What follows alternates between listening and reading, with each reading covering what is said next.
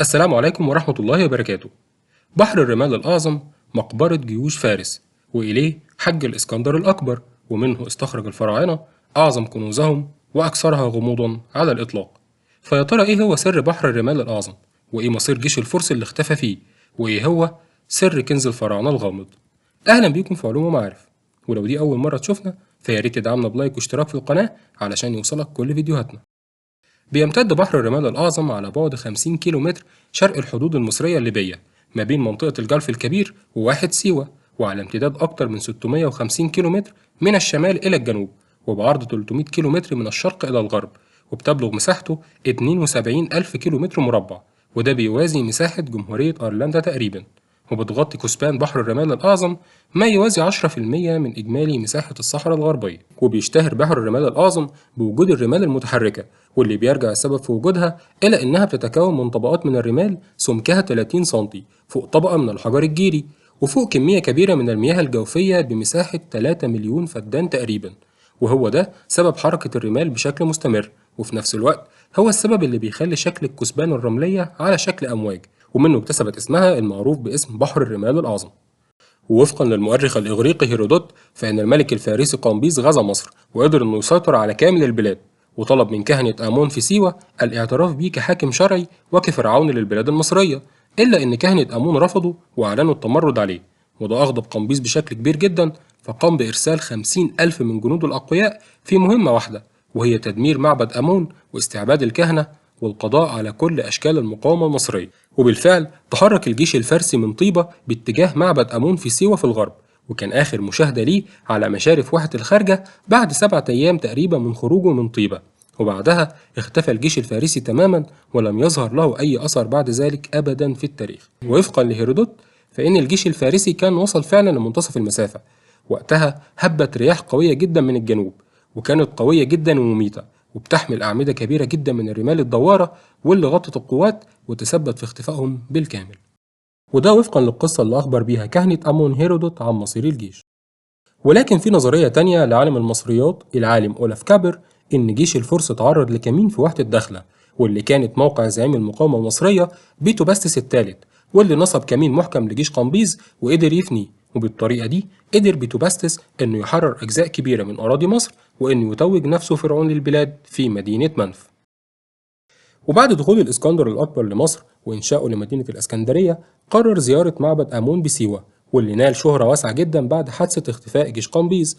وفي شتاء سنة 331 قبل الميلاد وصل الإسكندر إلى معبد آمون ورافقه كبير الكهنة إلى غرفة قدس الأقداس، واللي بتعتبر غرفة مظلمة وغامضة جدا وغير مسموح بدخولها إلا لكبير الكهنة، ولم يسمح لأي من مرافق الإسكندر وقتها بالدخول.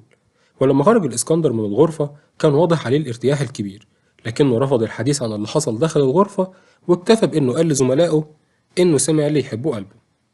ولكن بعد كده اتضح إن الإسكندر سأل الكاهن إن كان هيقدر يحكم العالم كله، وجابوا الكاهن وقتها إنه هيحصل، ولكن مش لفترة كبيرة. وبحر الرمال الأعظم ليه أهمية كبيرة جدا في التاريخ الفرعوني، مش بس بسبب وجود معبد آمون، وإنما كمان كان بيعتبر بحر الرمال العظيم حائط صد طبيعي منيع على طول الحدود الغربية لمصر. وواحد سيوة نفسها واللي بتقع شمال بحر الرمال كانت بتعتبر مركز متقدم للدفاع عن مصر، ودارت فيها معارك كتيرة جدا قام فيها ملوك مصر الفراعنة برد الاعتداءات والهجمات اللي قامت بيها قبائل البربر والأمازيغ، بدءا من عصر الملك سوسر في العصور القديمة وحتى نهاية عصر الفراعنة. ومن بحر الرمال العظيم استخرج الفراعنة واحد من أغرب وأغلى كنوزهم على الإطلاق، واللي اتكون من 26 مليون سنة، واللي بيعرف برضه باسم زجاج الجعران أو زجاج الصحراء الليبية، وبيعتبر واحد من أنقى أنواع الزجاج الطبيعي في العالم. والزجاج بيكون لونه في الأغلب بيميل للون الأصفر، وأحيانا بيكون صافي جدا لدرجة تمكنك من الرؤية من خلاله، وأحيانا بيكون فيه غبرة، وممكن بيحتوي على فقاعات صغيرة من الهواء أو قطع من الصخر الأسود.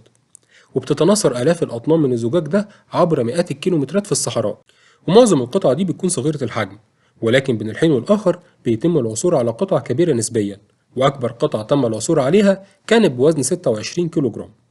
والزجاج الطبيعي بيكون بسبب ضربة برق أو نشاط بركاني أو نتيجة نيزك، وقدر العلماء بأن الزجاج في الصحراء الليبية اتكون قبل 26 مليون سنة، وبيفترضوا أنه بيكون نتيجة ضرب نيزك للصحراء الليبية في الوقت ده. ووفقا للدراسات فإن النيزك قد انفجر بالقرب من سطح الأرض، مما أدى إلى ارتفاع درجة حرارة الرمال بشكل كبير جدا، أدى إلى تكون السيليكا الطبيعية، وهو ده اللي بنسميه بالزجاج الطبيعي. وبتعتبر قلادة الملك توت عنخ آمون الشهيرة واحدة من أندر الكنوز في العالم، واللي بتحتوي على قطع من الزجاج ده على شكل الجعران، واللي لحد النهاردة بتمثل دهشة كبيرة جدا للعلماء إن إزاي الفراعنة قدروا يشكلوها بمنتهى الدقة والجمال ده على الرغم من حساسيتها الشديدة وصعوبة تشكيلها. أما اليوم فمنطقة بحر الرمال الأعظم بتعتبر في أغلبها منطقة محظورة، وده بسبب تعدد حالات الاختفاء فيها، وبالرغم من كده فبيتم السماح برحلات السفاري والتخييم في بعض مناطقها، خاصة القريبة من واحد سيوة، وبتشهد إقبال كبير جدا من السياح، وبخاصة رياضة التزلج على الرمال والتخييم الليلي لمشاهدة نقاء السماء والأجرام السماوية ليلا. فيا ترى إيه أكتر معلومة عجبتك في الفيديو؟